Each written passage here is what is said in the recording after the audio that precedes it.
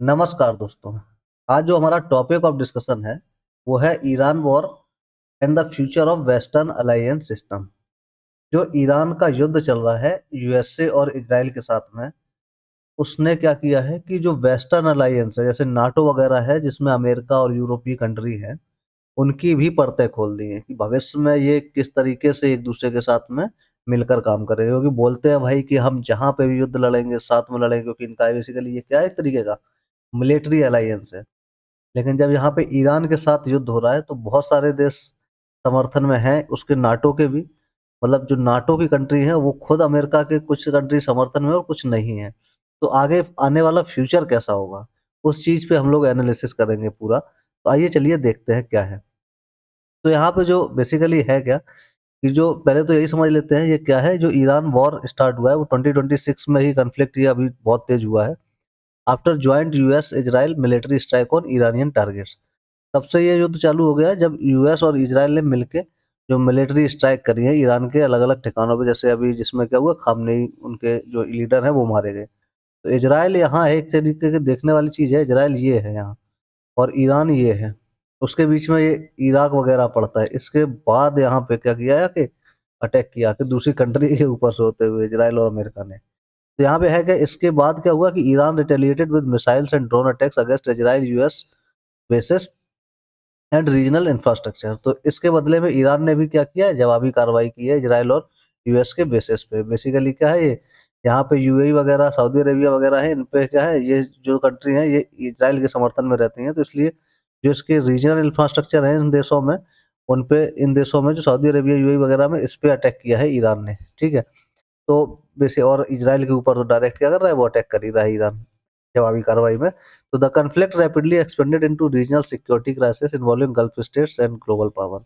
तो इस वजह से जो युद्ध है वो बेसिकली इन सभी जितने क्षेत्रीय देश हैं, इधर टर्की सीरिया, भाई सिंपल बात है, जब पड़ोसी के घर में आग लगती है तो क्या होता है, हमारे घर में भी लपट आती है। तो वही हाल है, अगर इन दोनों के बीच में युद्ध हो रहा है तो जो जितने भी गल्फ कंट्रीज हैं यहाँ पे, ये कतर, बहरान वगैरह, ये जो भी है, सऊदी अरेबिया, सब पे ही क्या है, कहीं ना कहीं तो किसी ना किसी डायरेक्टली इनडायरेक्टली क्या पड़ रहा है, असर पड़ ही रहा है। तो वो सारा देखेंगे। और analyst question whether the war reflect declining western unity and shift toward multipolar power structure.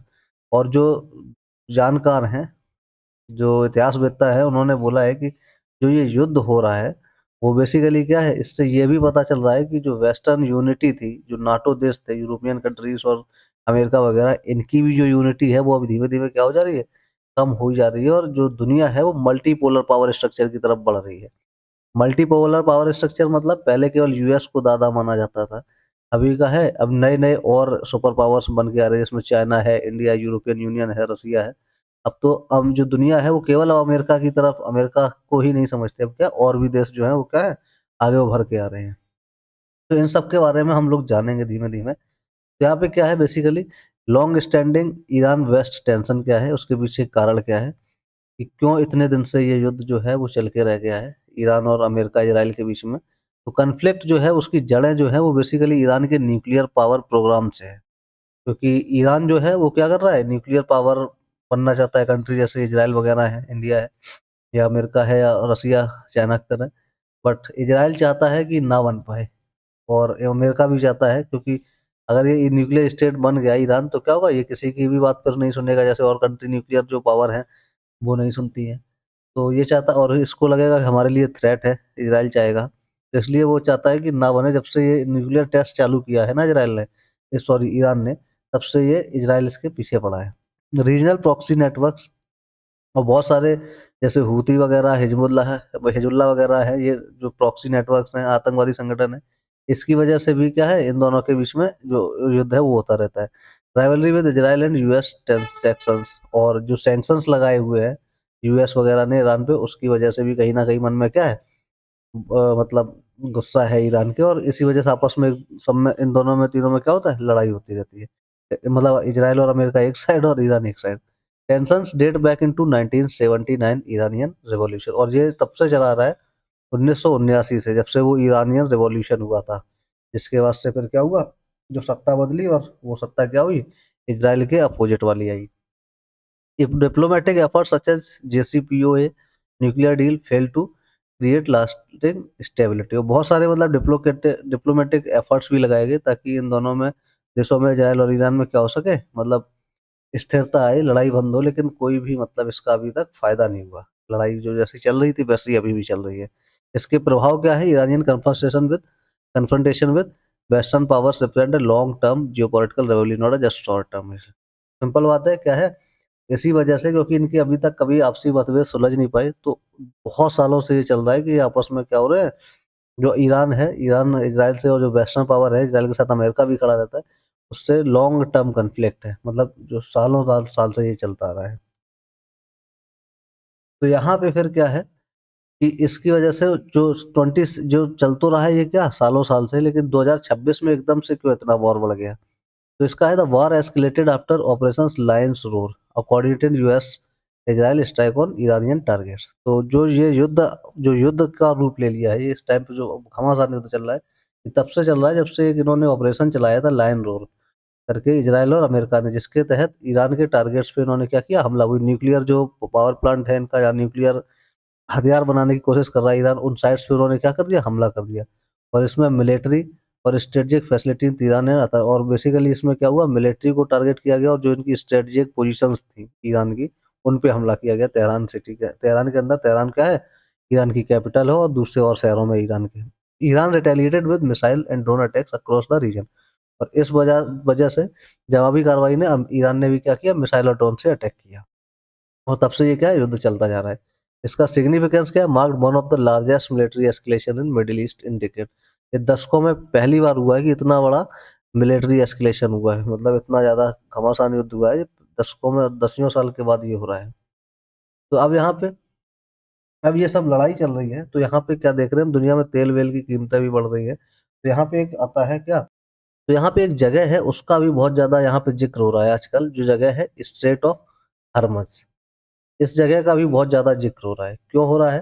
क्योंकि ये युद्ध चल रहा है और इसी टाइम पे हो रहा है, तो क्यों हो रहा है? क्योंकि ईरान देखो इधर पड़ता है ये, और इधर ये गल्फ कंट्री वगैरह है, यहाँ से होके जाता है। ये जो जगह है, इसको बोलते हैं स्ट्रेट ऑफ हार्मस।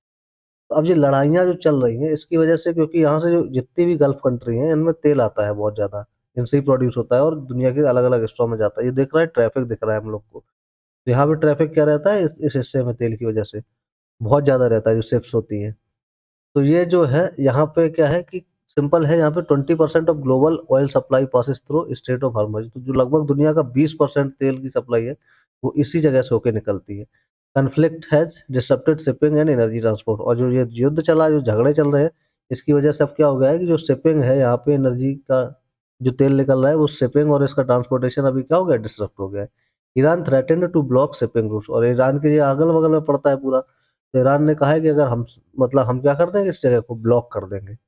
तो इससे ग्लोबल इम्पैक्ट क्या होगा फिर? क्योंकि ये युद्ध चल रहा है भाई इन देशों के बीच में, इज़राइल और यूएस का ईरान से, पूरे दुनिया को खामियाजा उठाना पड़ेगा। क्योंकि वो ब्लॉक कर देगा तो एनर्जी प्राइस बढ़ जाएँगे, रिस्क टू ग्लोबल ट्रेड, व्यापार पूरा रुक जाएगा, और इकोनॉमिक इनस्टेबिलिटी आ जाएगी दुनिया भर में। क्यों? क्योंकि भाई जो पेट्रोल है, उसी से जब इंडस्ट्री चलती है, तभी चीज़ें बनती हैं, और फिर दुनिया में व्यापार जो होता है, वो क्या होता है, जब अपनी-अपनी मैन्युफैक्चरिंग इंडस्ट्री अपना सामान बनाती है और बेचती है। और जब पेट्रोल की वजह से, तो जो फ्यूल की वजह से जब सारा इंडस्ट्री ठप होगी, तो काम-काज रुकेंगे बहुत सारे। तो इससे क्या होगा फिर, इकोनॉमिक इनस्टेबिलिटी आएगी, अर्थव्यवस्था क्या हो जाएगी, पूरी दुनिया की बिगड़ जाएगी। अब यहाँ पे वही है, तो यहाँ पे क्या है, इससे क्या होगा, economic crisis and economic shock आएगा। कैसे आएगा वो देखते हैं यहाँ पे। Energy crisis and economic shock, मतलब जो एनर्जी, मतलब सिंपल सा, पेट्रोल जो है हो जाता है सब जगह, और वो बंद हो जाएगा, तो लोगों, देशों में क्या हो जाएगा, पेट्रोल की महँगाई बढ़ेगी, पैसे बढ़ेंगे, और इकोनॉमिक से अर्थव्यवस्था भी गड़बड़ाएगी। सिंपल है, ऑयल प्राइसेस सर्ज सिग्निफिकेंटली अब, और धीमे-धीमे क्या है, यहाँ पे बढ़ ही रहे हैं दाम, क्योंकि वहाँ से सप्लाई क्या है, कम आ पा रही है। Europe and Asia face major energy security challenge, और सबसे ज़्यादा असर जो पड़ेगा वो यूरोप पे पड़ेगा और एशिया पे पड़ेगा। Brent cold crude price rose sharply due to supply risk, और जो ऑयल है, कच्चा तेल है, मतलब उसके प्राइस क्या होंगे, ज़्यादा बढ़ जाएंगे, क्योंकि उसकी सप्लाई क्या हो जा रही है, यहाँ पे रुकी जा रही है। इसके प्रभाव क्या पड़ेंगे? इन्फ्लेशन प्रेशर, महंगाई आएगी, इकोनॉमिक शटडाउन, अर्थव्यवस्था रुक जाएगी। हमने बताया सिंपल सा, तेल से ही क्या होता है, सारी इंडस्ट्री चलती है। Increased geopolitical risk in global market, और फिर पूरी दुनिया ही में क्या होगा, एक दूसरे से लड़ाई बढ़ेगी। भाई सिंपल बात है, मेरा तेल नहीं आएगा, तो हम क्या होगा, हम घर आएँगे ना दूसरे वाले के, भाई क्यों नहीं आ रहा तेल हमारा? अब इंडिया का तेल नहीं आएगा, तो इंडिया क्या करेगा? बोलेगा भाई बंद करो यार, लड़ाई झगड़े की वजह से क्या है, हमारी बैंड फालतू में बज रही है। अब यहाँ पे डिविजन्स विदिन, ये तो होगी सारी बातें क्या दिक्कतें चल रही हैं। अब इस वजह से क्या हुआ यहाँ पे, divisions within the western alliance. अब जो नाटो है, इस सब जो युद्ध चल रहा है, उसकी वजह से यहाँ पे जो नाटो है, नाटो के अंदर भी मतभेद है। मतलब जो जितनी भी कंट्रीज़ हैं, सारी कंट्रीज़ में भी आपस में सामंजस्य नहीं बैठ रहा है। European countries were not fully consulted before military strike, क्योंकि इसका मेन कारण है क्योंकि जो यूरोपियन कंट्रीज़ हैं उनको बताया नहीं गया सही से कि भाई जब जो मतलब इन्होंने स्ट्राइक किया उसके पहले बता तो देना चाहिए था कि हम क्या करने वाले हैं भाई। बताओगे नहीं और फिर एकदम से लड़ाओगे जाके। अब सिंपल बात है, घरवाले भी क्या होते हैं, किसी बच्चे को डाँटते हैं, भाई तू क्यों लड़ाया वहाँ पे? समझ में आया? तो जब किसी से लड़ने जा रहे हो तो भाई अपने भाई को बता तो दो यार क्यों लड़ने जा रहा है। वो बोलेगा, समझाएगा, या फिर सही बात होगी लड़ने की तो जायज़ होगी तो वो लड़ेगा भी। तो तुम लड़ के आ गए पहले और फिर बाद में बता रहे हो तो उससे क्या फ़र्क पड़ता है भाई? वो कहेगा भाई हमको पहले क्यों नहीं बताया भाई? अब हम क्यों लड़ें जाके? Many European states express concern about इसलिए तो इसमें बहुत सारी यूरोपियन कंट्रीज़ ने क्या कहा है भाई, मतलब अपना वो चिंता जताई, क्यों किया गया ये? Conflict highlights policy divergence between US and Europe, और इसकी वजह से क्या हुआ, इसमें बहुत सारे conflict conflict highlights policy divergence. इसकी इसमें क्या दिख रहा है कि जो दोनों की नीतियाँ हैं वो थोड़ा बदल रही हैं। अभी नाटो के देश होते हुए भी वो यूएस कुछ और करना चाहता है और यूरोप का मत क्या है उस जगह पे? उनकी जो मत है, जो उनका व्यू है वो अलग है। क्योंकि भाई एक तरह से देखा जाए तो यूरोप भी क्या कर रहा है, सफ़र कर रहा है इस यूएस और इज़राइल की वजह से। क्योंकि यूरोप में भी क्या आता है, तेल वहाँ से आता है। अब भाई अमेरिका तो दूर बैठा है, उसको तो घंटा फ़र्क नहीं पड़ रहा है। ये दिक्कत किसको झेलनी पड़ रही है? यूरोप वालों को, देशों को। उसको तो दिक्कत होएगा उनको, तो उनको प्रॉब्लम होगी भाई। तब यहाँ पे अब जो ये सब तो हो ही रहा है, उसके साथ रोल ऑफ रीजनल पावर क्या है? यहाँ पे जो आस-पास की कंट्री है, उनका क्या मतलब है रोल यहाँ पे? जैसे कि अमेरिका तो दूर बैठा है, टर्की और जो इजरान इज़राइल है ये है, ईरान ये है, और ये आपस जो आस-पास के देश है उनका क्या क्या रोल है यहाँ पे? वो भी समझ लेते हैं यहाँ पे। Gulf states fear being drawn into the war, और भाई सिंपल बात है, जब आस-पास के देशों में यहाँ लड़ाई हो रही है तो ये जो आस-पास के देश हैं उनको क्या लग रहा है भाई कि हम फालतू में कहीं युद्ध में ना झोंक दिए जाए। युद्ध होगा तो हम पे भी असर पड़ेगा। Countries like Saudi Arabia and Qatar reassessing the alliances, तो अभी जो सऊदी अरेबिया जैसे है या फिर कतर वगैरह हैं, ये अभी अमेरिका के साथ खड़े हो जाते हैं कभी। इनका क्या रहता है पॉलिसी वाइज़, कभी भी किसी के साथ मतलब जो जहाँ इनको फ़ायदा दिखता है। लेकिन अब वो भी सोच रहे हैं भाई कि हमें किसके साथ रहना चाहिए? क्योंकि यहाँ पे तुम युद्ध करके चले जाओगे, फिर हमारे ऊपर यानी ईरान हमला कर दे या हमसे लड़ाई होगी फालतू में, हम क्यों लड़ना चाहेंगे? Regional powers seek strategic autonomy rather than dependence on the West. तो जो रीजनल पावर्स हैं वो भी क्या सोच रहे हैं कि हम इस तरीके से अपनी स्ट्रेटजी बनाएँ ताकि हमारी जो डिपेंडेंसी है वो क्या हो यहाँ पे खत्म हो। हम अपनी स्ट्रेटजी बनाएँ, और क्योंकि कहीं न कहीं इनको भी मतलब कुछ ना कुछ फ़ायदे हैं भाई अमेरिका से, तो इसलिए वो उसका साथ देते हैं। उसकी बात हाँ में हाँ मिलाते हैं। वो सोचते हैं कि भाई हम भी हट जाएँ इनसे तो हमारा क्या हो, आराम से दिक्कतें ना झेलनी पड़ेगी, क्योंकि भाई फालतू में वो आपस में पिसेंगे, आपस में यहाँ पे लड़ाई करवा जाएगा अमेरिका, खुद बैठ जाएगा शांत दूसरी साइड पे। दिक्कत किसे होगी? इन देशों को होगी, या इनके लोगों को दिक्कत होगी। इनका डेवलपमेंट रुका। अमेरिका क्या, अमेरिका फिर भाई इनको बेचेगा अपने औज़ार और कहेगा लड़ो भाई, हम पीछे से औज़ार दे रहे हैं, रुपया दो, अपना आराम से मार्केट चलाएगा। तो वही है, ये लोग भी क्या कर रहे हैं अब, अपना स्ट्रेटजी बना रहे हैं। Russia and China's strategic position. अब यहाँ पे क्योंकि ये जो रसिया और चाइना है, ये क्या, ये अमेरिका के बहुत बड़े प्रतिद्वंदी हैं। तो अब इनका स्टैंड क्या है, वो भी समझ लेते हैं, क्योंकि भाई जो अमेरिका कर रहा है ऐसा तो है नहीं कि इनको पता नहीं है, ये भी देख रहे हैं। तो इन ये लोग क्या सोच रहे हैं? तो रसिया क्रिटिसाइज्ड वेस्टर्न मिलिट्री एक्शन, तो जो अमेरिका ने या इज़राइल ने हमला किया है ईरान के ऊपर, उसको इसने क्रिटिसाइज़, निंदा की है रसिया ने। China maintains economic ties with Iran. Iran के साथ चाइना का जो इकोनॉमिक टाइज़ है, मतलब जो व्यापार है, वो अभी भी मतलब जारी है। China could become a major external actor in post war Iran. हो सकता है कि जब ईरान का ये युद्ध खत्म हो, तो चाइना जो है वो एक बहुत बड़ा एक्सटर्नल एक्टर बन सकता है, क्योंकि चाइना के जो ईरान के साथ संबंध हैं, वो बहुत अच्छे हैं। तो अगर चाहे तो एज़ अ मीडिएटर क्या कर सकता है चाइना, यहाँ पे काम कर सकता है, और इससे क्या होगा, दोनों क्षेत्रों में युद्ध कम हो सकता है या बंद हो सकता है। क्योंकि चाइना की बात मानेगा ईरान, चाइना के साथ में बहुत अच्छे संबंध है, तो एज़ अ मीडिएटर ये काम कर सकता है। इससे फ़र्क क्या पड़ेगा? इससे increasing multipolarity in global politics, और एक तरीके से यहाँ से क्या आएगा, फिर मल्टीपोलैरिटी आएगी कि जो अमेरिका है, अमेरिका के अलावा यहाँ पे कौन दादा और दिखाई देगा? चाइना। चाइना भी एक तरीके का अपना क्या दिखाई देगा कि चाइना का भी अपना एक इन्फ्लुएंस है कहीं। मिडिल ईस्ट पावर बैलेंस, अब यहाँ पे मिडिल ईस्ट पावर कैसे बैलेंस है वो देखते हैं। किस तरीके का मिडिल ईस्ट में पावर बैलेंस है वो भी एक बार देखना है, ताकि समझ सके कि बाहर से आने वाला जो इंसान है वो क्या कर लेता है, कैसे इनको बेवकूफ़ बना देता है। तो Iran uses regional proxy networks, तो US maintains military bases across the Gulf. जो अमेरिका ने यहाँ पे युद्ध किया है, अमेरिका को क्या पड़ी थी भाई इतनी दूर से बैठ के यहाँ पे युद्ध करने की। तो है क्या कि जो ईरान है, ईरान में रीजनल प्रॉक्सी नेटवर्क्स जैसे हिजबुल्लाह या हिजबुल्लाह सॉरी, हूती, ये सारे अपने नेटवर्क चलाता है। मतलब वही एक तरीके से किसी के लिए वो टेररिस्ट संगठन होंगे और किसी के लिए कुछ भी उनका मतलब मिलिट्री हो सकता है। और यूएस के इन क्षेत्रों में क्या है, क्योंकि ईरान अपने प्रॉक्सी नेटवर्क चलाता है यहाँ पे, और ये जो यूएसए है उसके मिलिट्री बेसिस है गल्फ क्षेत्रों में, जो इसका इधर है गल्फ वाला पूरा एरिया, क्योंकि उसने अपनी जगह-जगह पे क्या बना के रखे हैं मिलिट्री बेसिस। सच बहुत सारी कंट्रीज़ में क्या है उसके मिलिट्री बेसिस है, तो यहाँ पे भी है। तो इज़राइल रिमेन्स अ की वेस्टर्न स्ट्रेटेजिक पार्टनर, और इज़राइल जो है इसका क्या है, एक वेस्टर्न स्ट्रेटेजिक पार्टनर है। इज़राइल के साथ अमेरिका के बहुत अच्छे संबंध हैं। तो इसलिए क्या है, regional power balance remain highly volatile. ये जो ईरान है, ईरान अपना दबदबा चाहता है। अमेरिका के यहाँ पे मिलिट्री बेसेस है और अमेरिका की बनती नहीं है, क्योंकि अमेरिका पहले से ही क्या चाहता था, ईरान पे कब्ज़ा चाहता था, क्योंकि भाई ईरान में क्या है, बहुत सारा तेल है, वो उनकी पुरानी एक खुंदस है। तो भाई आपस में अब ये अपने मिलिट्री बेसेस को तो छोड़ेगा नहीं अमेरिका यहाँ पे, नहीं तो उसका डोमिनेंस क्या हो जाएगा, खत्म हो जाएगा। तो अगर ईरान अगर अपना पावर बढ़ा लेगा, न्यूक्लियर बॉम्ब वगैरह बना लेगा, तो न्यूक्लियर मतलब जो भी है अपने हथियार बना लेगा, तो उससे क्या होगा, उससे फिर वो अमेरिका को आँख दिखा सकता है। तो अमेरिका पहले ही से पहले दबाना चाहता है किसी भी तरीके से। तो इसलिए यहाँ की जो पूरा पावर है वो क्या है, अभी एक तरीके से वोलेटाइल है। एक तरीके से सही से मतलब कोई भी देश यहाँ पे अपना स्टेबल नहीं कर पा रहा, वो भी किसकी वजह से, जो बाहरी है, अमेरिका की वजह से, जो कि यहाँ पे है भी नहीं उसका कोई कुछ। इम्पैक्ट ऑन ग्लोबल ट्रेड, इन सब युद्धों से ग्लोबल ट्रेड पे क्या फ़र्क पड़ेगा? तो conflict disrupt shipping lens near Persian gulf. जो गल्फ क्षेत्र है, वहाँ पे सप्लाई चेन रुक रही है, सप्लाई चेन रुक रही है, तो मतलब शिपिंग कंटेनर क्या हो रहा है, शॉर्टेज हो रहा है। बेसिकली मतलब सामान ही नहीं आ पा रहा है, क्योंकि युद्ध में लोग लगे हैं, तो भाई कहाँ से आएगा?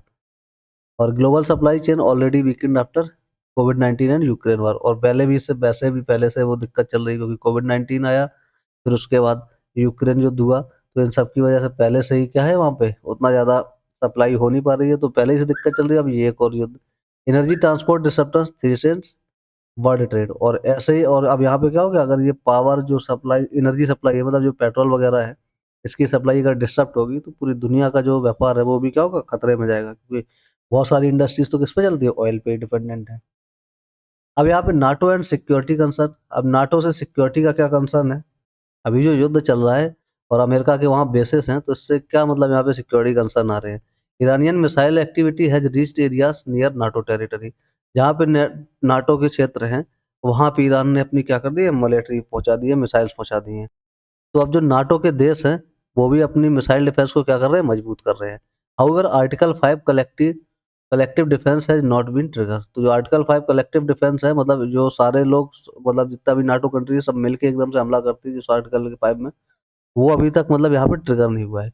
Implication, NATO faces strategic uncertainty and security risk.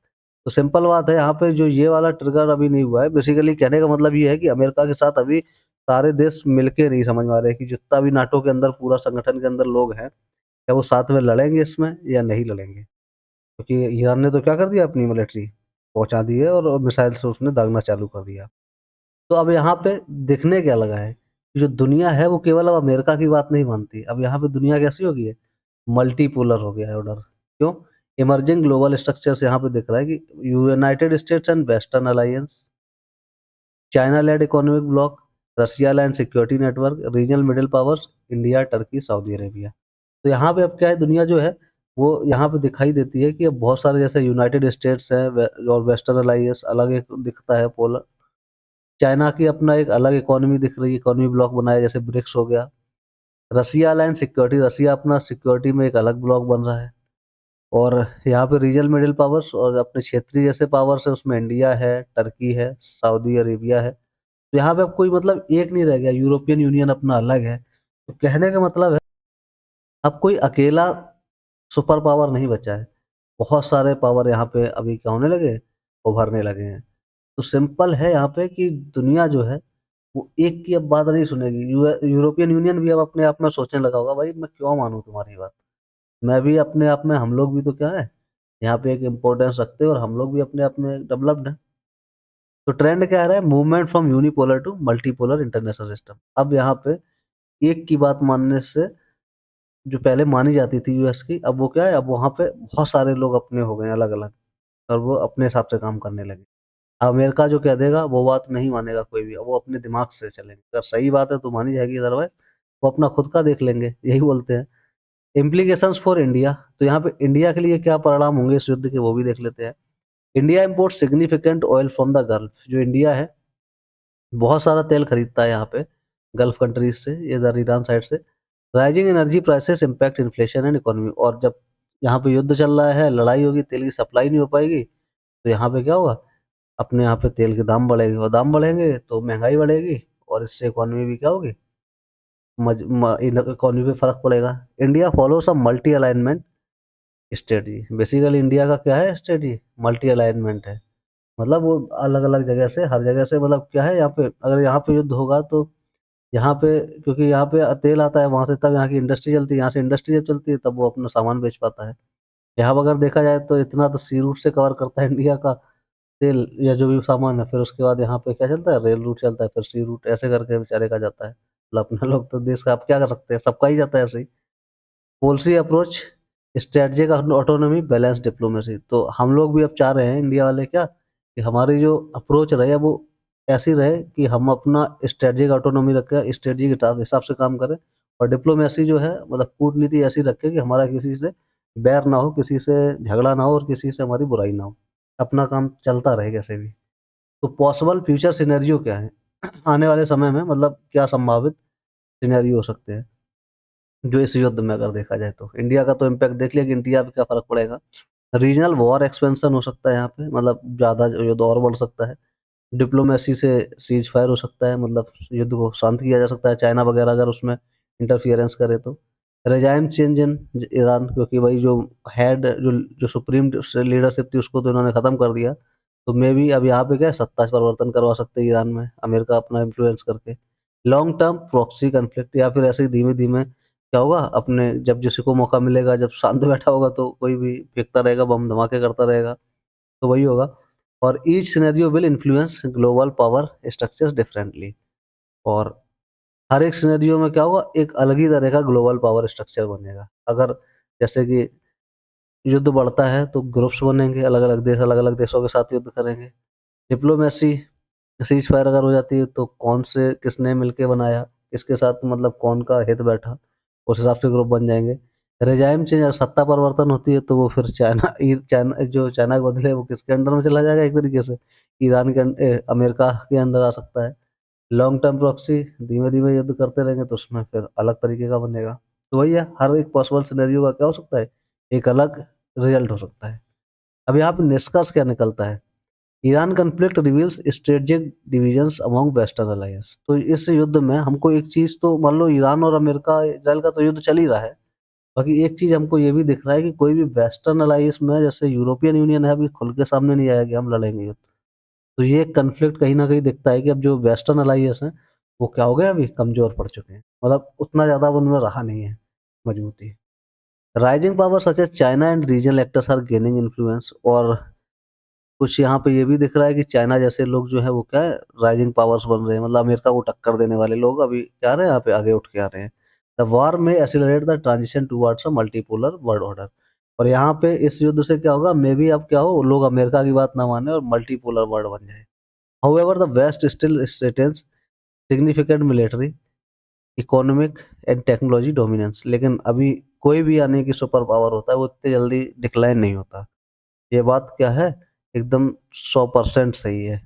वहाँ पे क्या होता है, धीमे-धीमे कोई भी डोमिनेंस किसी का पहले से बहुत ज़्यादा प्रभाव रहा है, तो वो बहुत समय तक रहता है, और जो वेस्ट है, पश्चिमी देश है, उनका अभी भी बहुत ज़्यादा मिलिट्री अच्छी है, अर्थव्यवस्था अच्छी है, और टेक्नोलॉजी में भी बहुत आगे है। अमेरिका की तो टेक्नोलॉजी में क्या है, एनवीडिया सब कुछ बना के रखा है, बहुत आगे है अभी। तो अभी मल्टीपोलर वर्ल्ड बन रहा है, लेकिन जो डोमिनेंस है अमेरिका का वो तो खैर अभी भी मान सकते हो, ये चीज़ को नेग्लेक्ट नहीं किया जा सकता कि अमेरिका अभी कमज़ोर है। तो यही था हमारा आज का लेक्चर, कैसे दुनिया जो है वो बदल रही है, कैसे इंडिया पे असर पड़ रहा है, तो कैसे-कैसे लड़ाइयाँ चालू हुई, ये सब था। और ऐसे ही इम्पोर्टेंट हमारी एग्ज़ाम के लिए, तैयारी के लिए, नॉलेज के बढ़ाने के लिए इसी तरह के हम लोग लाते रहेंगे वीडियो लेक्चर्स। और हमारे साथ बने रहिए, चैनल को लाइक कीजिए, शेयर कीजिए और सब्सक्राइब कीजिए, ताकि हम भी मोटिवेटेड हों और आगे और मेहनत करके वीडियो अच्छे-अच्छे लाते रहें। धन्यवाद।